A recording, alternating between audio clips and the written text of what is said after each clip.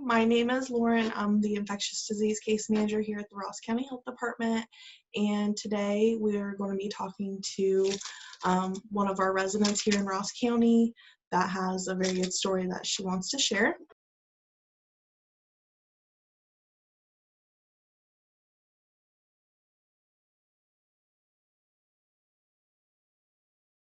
Hi, I'm Sarah Willmann Ward. I am a resident of Chillicothe, and I have been battling the effects of COVID since the first week of October.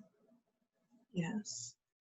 And Sarah, do you want to share with us a little bit about what your started us off on how you felt about COVID in the beginning and what kind of happened in the early stages of your infection, and then kind of your long-term complications and what you've experienced? Yes. So I started having allergy symptoms, and of course I get fall seasonal allergies, so I didn't really think much of it. That last week in September, was taking my allergy medicine. It was mainly just, the regular sneezing, watery eyes kind of stuff, no fever. So I didn't really think a whole lot of it. I am a teacher, so, I really careful about that. But I had a doctor's appointment on the 1st of October and to have an injection in my hip from a sports-related injury. And by the time I got home from that appointment, I just crashed. And I don't know what happened, just something switched. So the next day I went and got a COVID test, and it was a rapid test. It went to Pike County, because at the time that was the only place that I knew of that had the quick response test. It was only 15 minutes to wait, and it instantly said I was positive. I was really shocked, honestly, and didn't really know what to think at that point. Didn't know what to expect either. I was hoping that it would be what everyone was saying. Oh, it's just like the flu. You'll get over it within 10 to 12 days and you'll be back to normal. But that wasn't the case. Here I'm beginning week 14 and I still have a lot of after effects from this. Right. Yes. And what are some of the long-term effects that you've experienced? Well, during my active illness, I ended up in the hospital in the emergency room and was diagnosed with chronic fatigue and also atypical pneumonia. My breathing was very, very hard. I felt like I was it took so much just to get a breath and to feel like I had any air in my lungs. There was a constant pressure, like there was an elephant on my chest, just very uncomfortable, headache, body aches. I lost my taste and smell like the same day I was tested, actually, and that was gone for several weeks. And upon regaining that, things don't smell or taste the same. Things I used to like no longer appeal to me, or they will trigger a headache or nausea. Wow. Coffee used to be my go-to. I can't even smell it now. It makes me sick.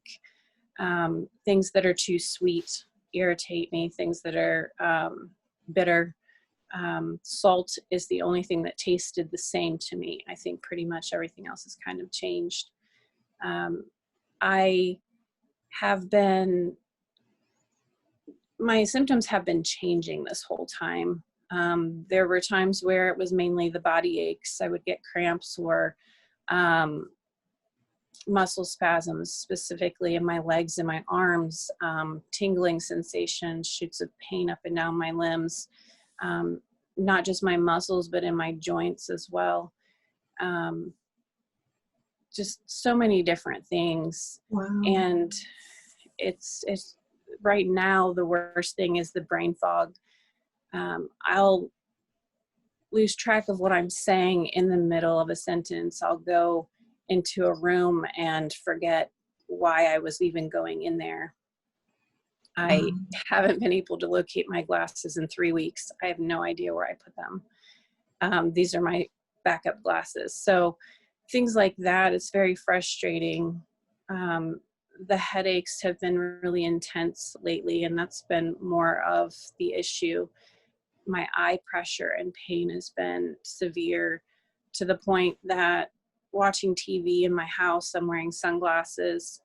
My phone is on the lowest setting for the light, and if the volume is too loud on the TV, it will trigger a headache as well.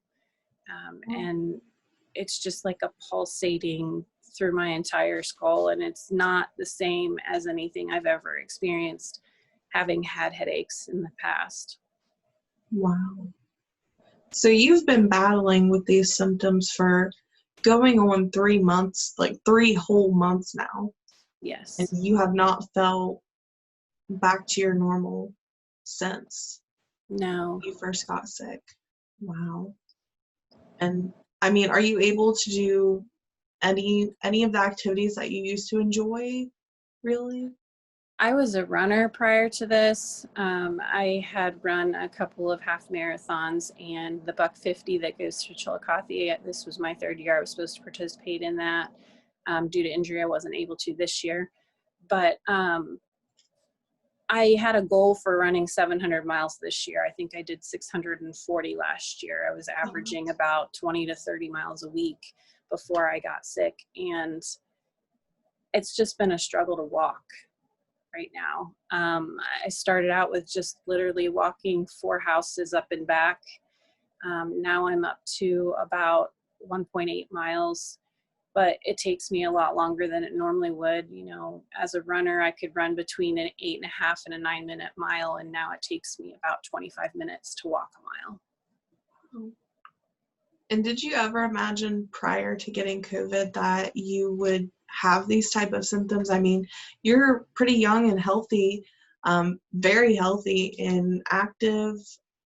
And I mean, there's so many things out on the news, and people kind of have the misconception that if you're young and you're healthy, then it is just a very, very mild cold, and that's it.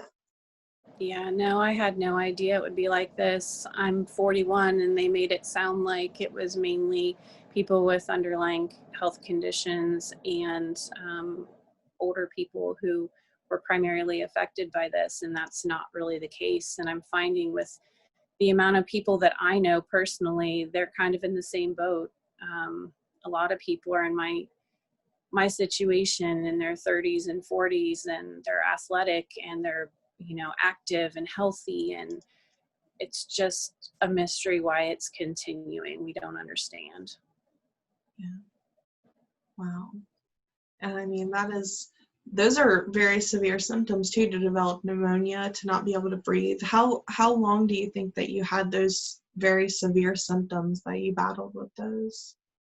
That lasted for quite a while. It was into probably the middle to end of November, and having been, I tested positive October 2nd, and I had to go to a cardiologist. My blood pressure, my heart rate was all over the place, which is very strange. I was having chest pains and pressure.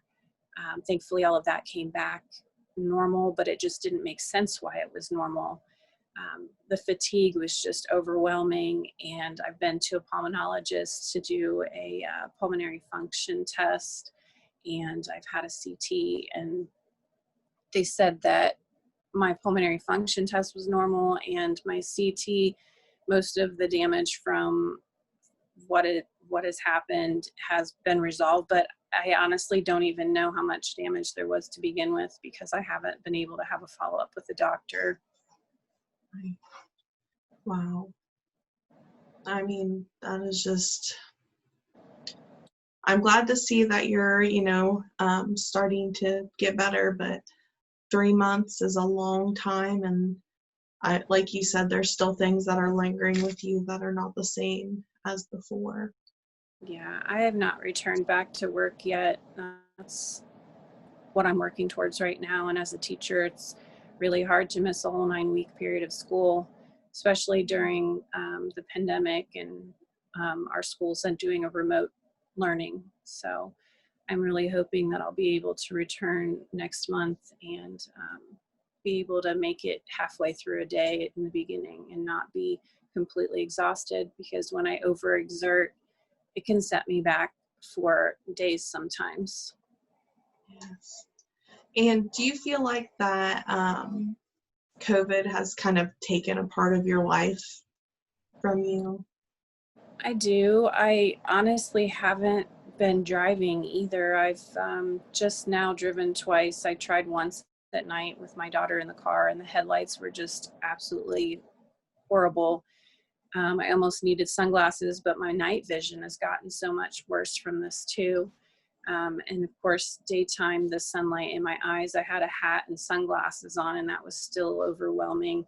So I feel like I don't have the mobility that I need walking or being able to just get up and leave when I need to. I'm relying a lot on other people, and it kind of makes me feel like a burden. The coronavirus is real. A lot of people think it's just a minor cold or it's just a political scam, and that's not the case at all.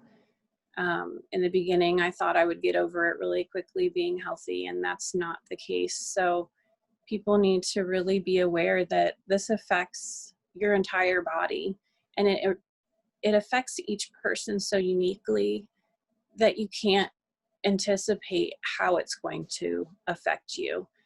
If you would have told me back in October that this is where I would have been, I wouldn't have believed you. But this is my story, and this is what's happened to me. And I know that I was a mild case, not a moderate, not a severe case. I was never hospitalized. I wasn't on a ventilator. I wasn't on oxygen. My oxygen levels were always normal, even though I couldn't breathe. But it's still a very scary experience. And we really need to care about each other and wear our masks and do what we need to do to social distance. And I know it's hard at the holidays. It's been hard for my family as well. But we need to do our part to try to stop this from spreading further in our county and elsewhere.